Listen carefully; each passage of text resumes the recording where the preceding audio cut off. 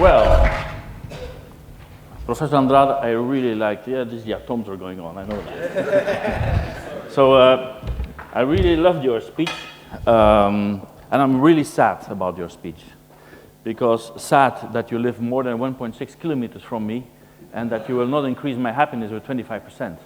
So I would invite you to live in Portugal, because it's a much nicer and smaller place to live in, right?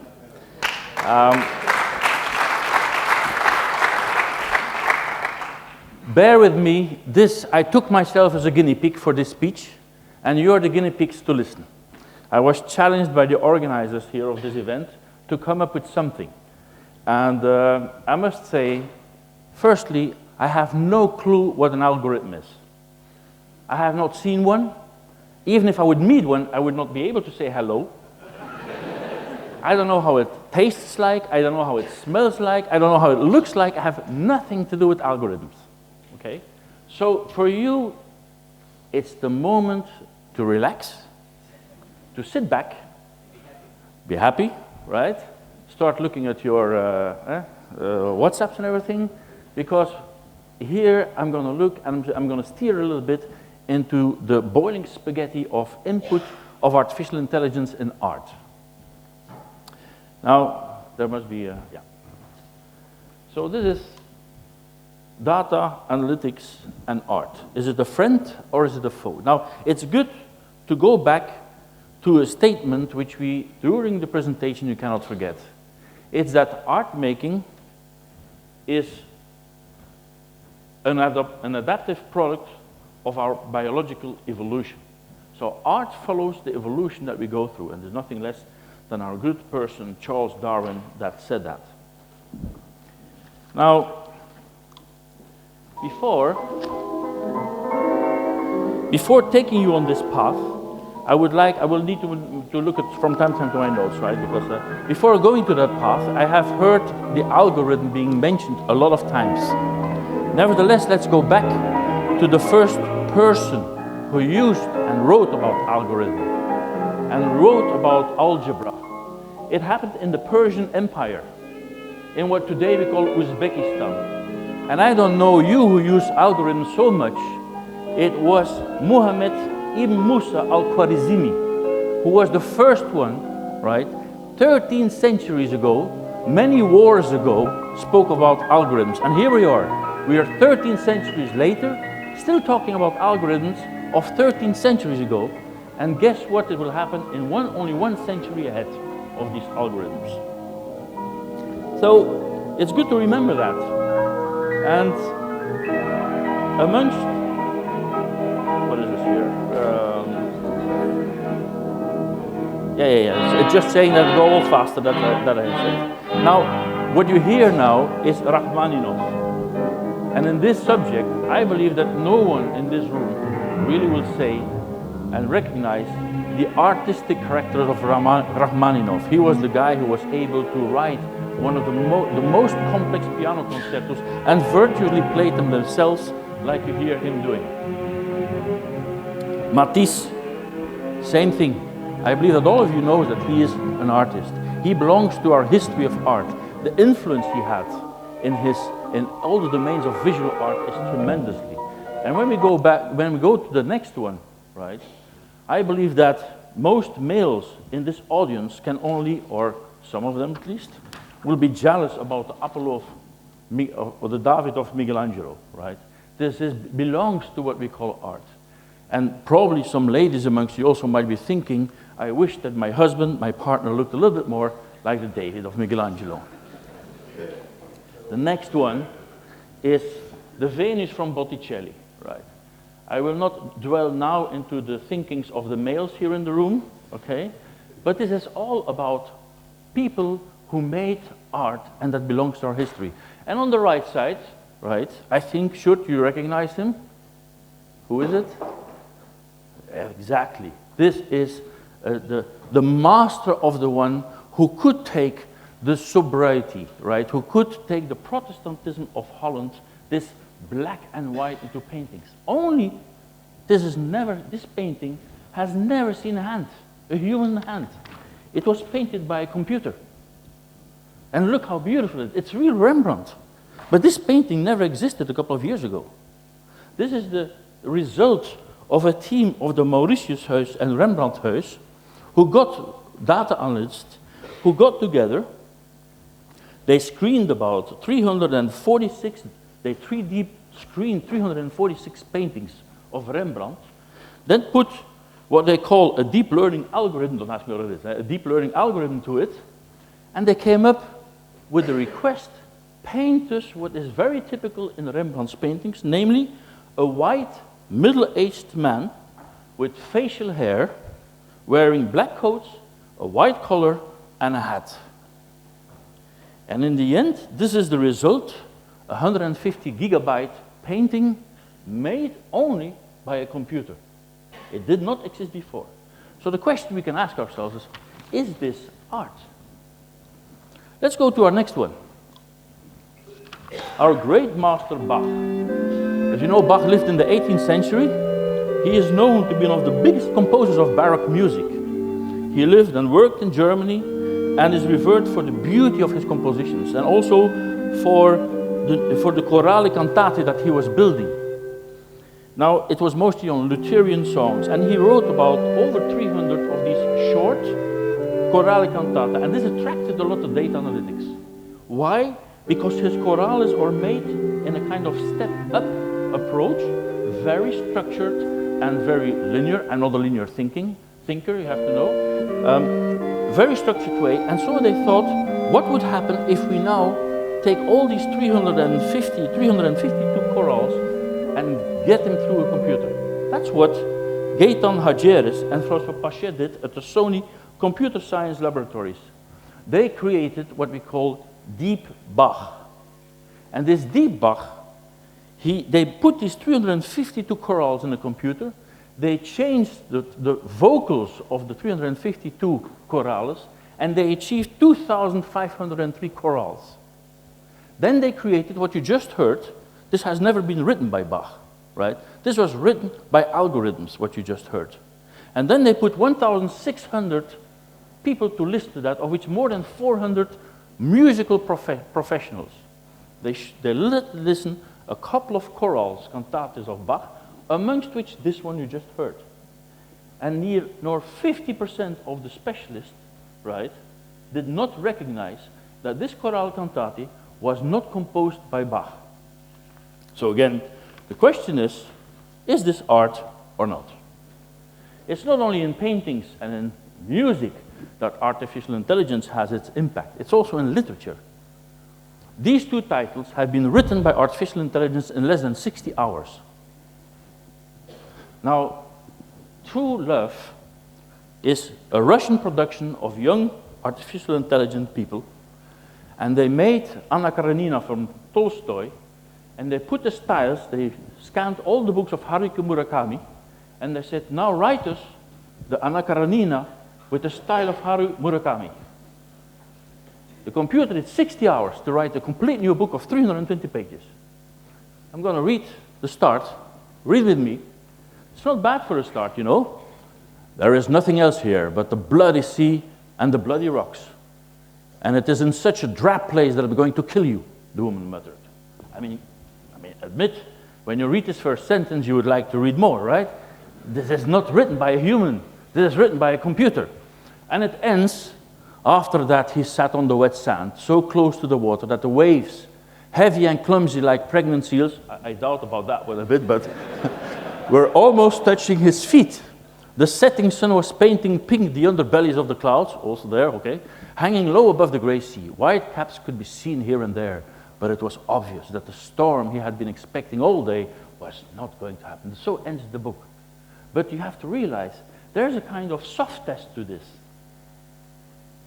If you can recognize that this has not been written by a computer, it's a soft test. The next test is a hard test. It's to see if people like us would not only not recognize it has not written by a computer, but if we're still going to buy these books as well. So that's the next test. You all know these kind of paintings. It's all done also by algorithms. You can put your own picture somewhere and you tell the computer, please make from me a new Vincent van Gogh. Now, first stop here. You will see that my thoughts are going from different angles and we'll get to the end. What we have seen so far is we have Rembrandt. We put over 300 paintings of Rembrandt into the computer. Some algorithms, learning algorithms and training algorithms are being made. And then you get this painting of Rembrandt. The question is that art? Because in the end, yes, it's a new painting that never existed before. And thanks to the computing power of computers and the data, a new something has been created. But is that art? Secondly, good evening, Tomorrowland! Bach. We put over 352 chorales, cantatas in a computer. And what we have is a new chorale cantata. But actually, it's a little bit the same of what existed. And so the question is also, is that really creation? And for me, what so far we saw, like the Vincent van Gogh, is nothing else than Tomorrowland in Belgium. I hope you all have attended Tomorrowland already in Belgium. It's an exceptional place. Special planes fly in from Australia, New York, from all over the world, from Brazil, to attend this Tomorrowland. It is a little bit the same like Rembrandt and Bach. It's the music which exists all over, classical music, Renaissance music, pop music, hip-hop. And these guys, they make a new kind of music. Is it new? Is it creation? Yes, but it's a little bit the same of the same side. So for you, all of you, I would invite you to go to Tomorrowland because in itself it's already a very good event as well. Let's go now, different input in the thinking process. Duchamp.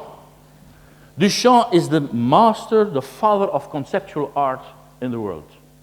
What did he achieve actually in the thinking process? Duchamp was able to move the thought that an object is always an object towards a thinking process that an object can become art. You see it here. This is something that we men know very well, right? This was never art, and thanks to Duchamp, he lifted this object of art, of this pure object of mechanical what had been used, to an object of art. This was a very important moment in the evolution of art, because a lot became possible. Then other people started to experiment with these kind of paintings. Question was asked, is this art? Is this really art? Why was that question asked? Because Desmond Morris, you all know, with all his books that he has been writing, he trained a chimpanzee with the name Congo to make paintings. So he gave him brushes and paint and said, now go and brush. And exhibitions have been held in the 50s and 60s about the paintings of Congo. Question remains, is that art? Now let me make again a side step, and I have to follow here a little bit the pages. The side step to photography. You know that photography actually was a democratization of the own, to look at your own. In the previous centuries, only the rich nobility could afford to have itself painted.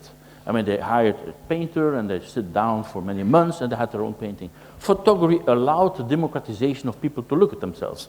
So at the beginning, photography was only to do what? It was made to make the families, to photograph the family, something for the rest of generations. Or to photograph very known people, like in this case, Billy the Kid, right? But gradually, photography evolved. It was not only for families or for known people.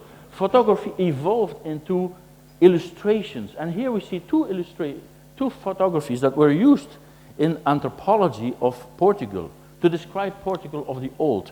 And you see that photography evolved into compositions. How do we photograph people? And today, nobody will say photography is a complete internal part of art.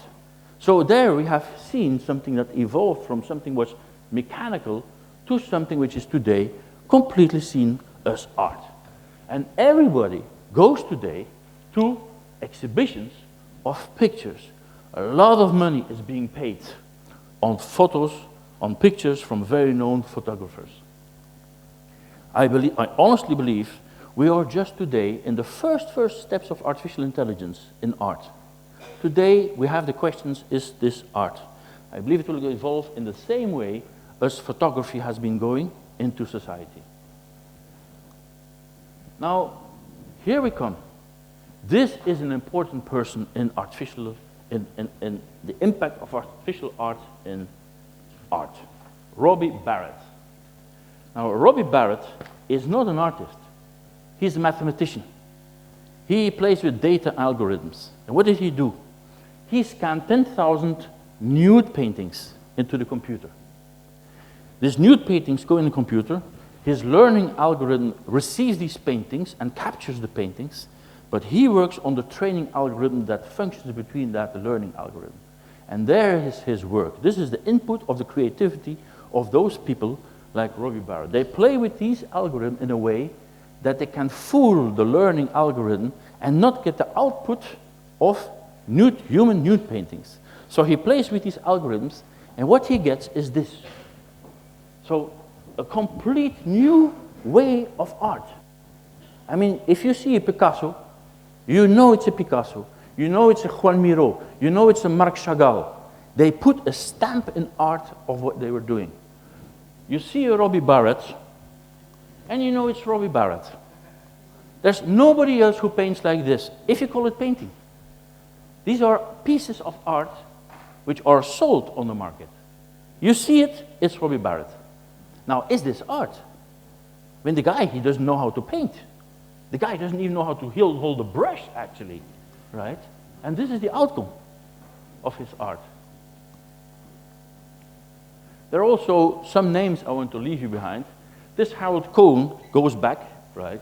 He is also a person who makes drawings of artificial art. And there have been many exhibitions, actually, all over the world of very known musea of his art, of his paintings, of his drawings that are purely made by algorithm. The guy cannot even hold a pencil, I think, to draw. He is a mathematician selling art. The same thing with Scott Sieber. This guy makes art and introduces spectators passing by people with artificial intelligence in his own art pieces. Or we go to Golan Levin, another very known name in the artificial art environment. You would think it's a person, but it's like getting into the Matrix, if you recall the movie from 1999, right? Actually, there's nothing human on this, right? It's purely algorithms that he's making. And this is what you see, actually, right? But so far, it's this. Can artificial intelligence create? Well, I only have 4 minutes. I have to hurry up. Amy, you know, the big record company. Computer is just an extension of me. They're nothing but wonderful organized shovels. I wouldn't give credit to the shovel for digging a hole. Now, I have to make a personal note on that. I think this is true for today. I would not say, like somebody said yesterday, this will never happen. I think there will be a moment where computers will think on their own. And then this will be, and also the attitude on art will be put completely differently. Let me have...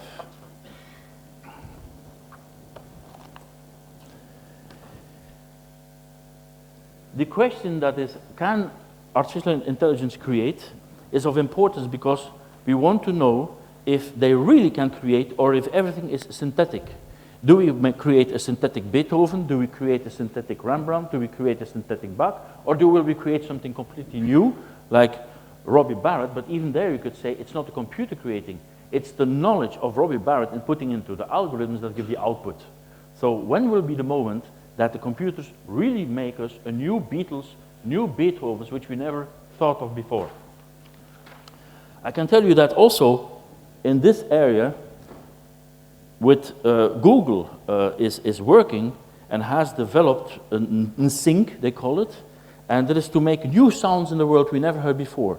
They combine a tuba and a violin in a complete new sound.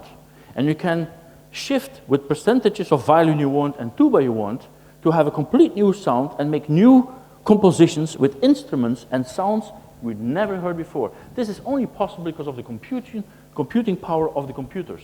And Ping An, I don't know if you know Ping An, it's a huge company in China, 400 million customers.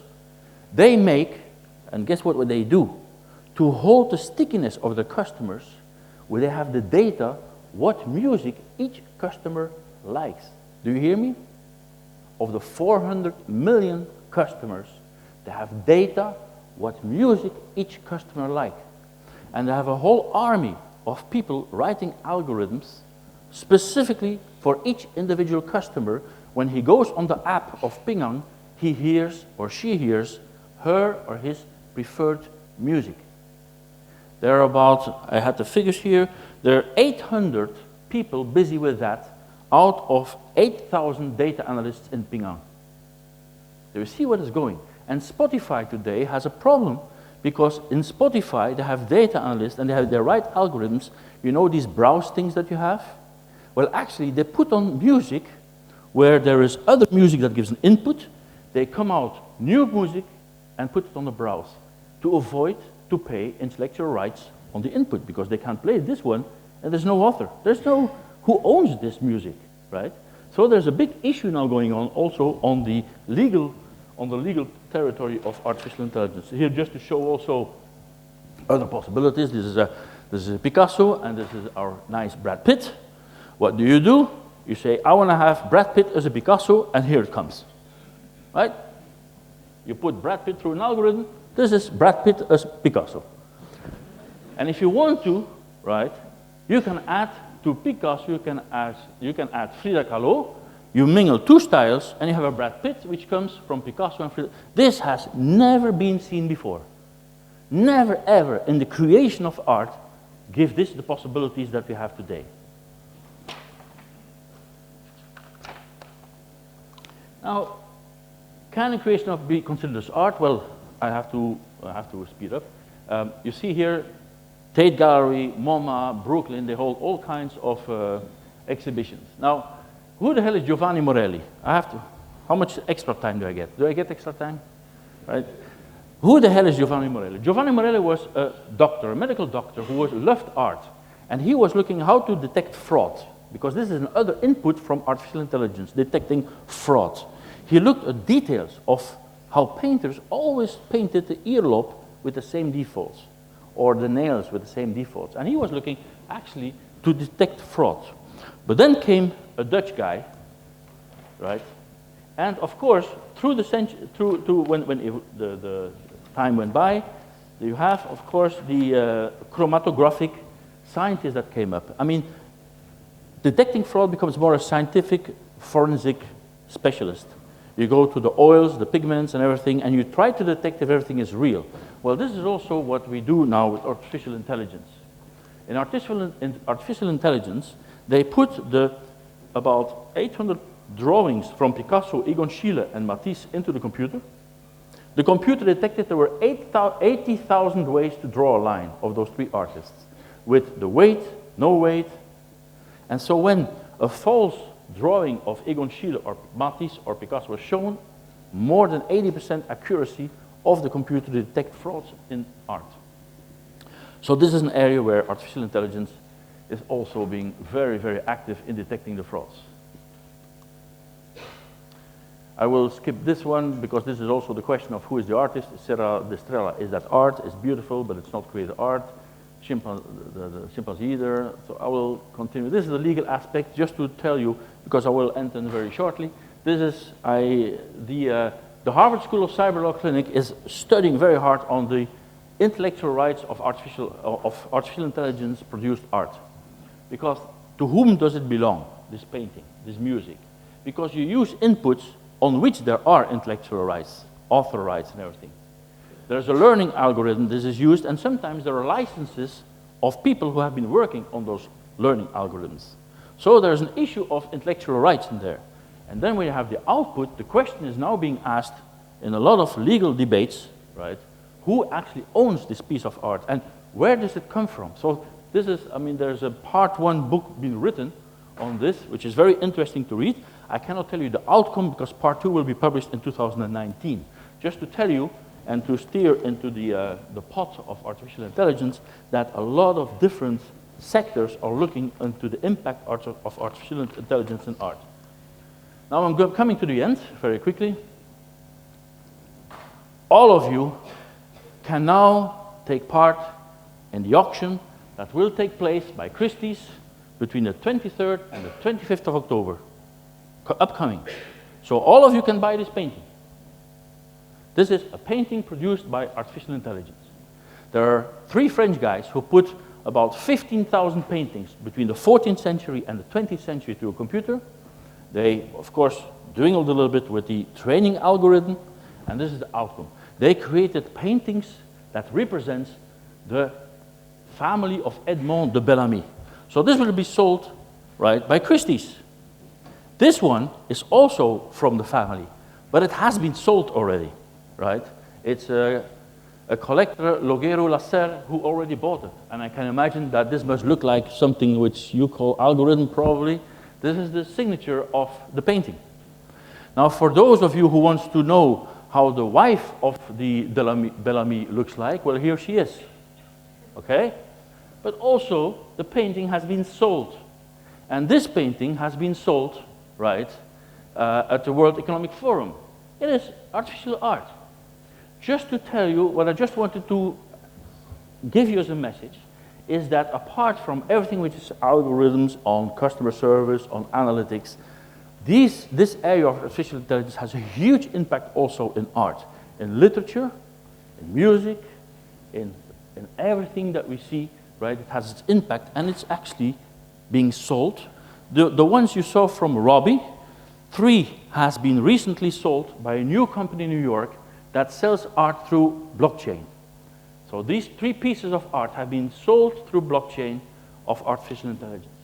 And just to end, right, this is experiential art this is me 50 years ago, right? And I just want to end, this is a pure natural product from some moments of pleasure of my dad and my mom, right? There's nothing artificial to it. Thank you very much.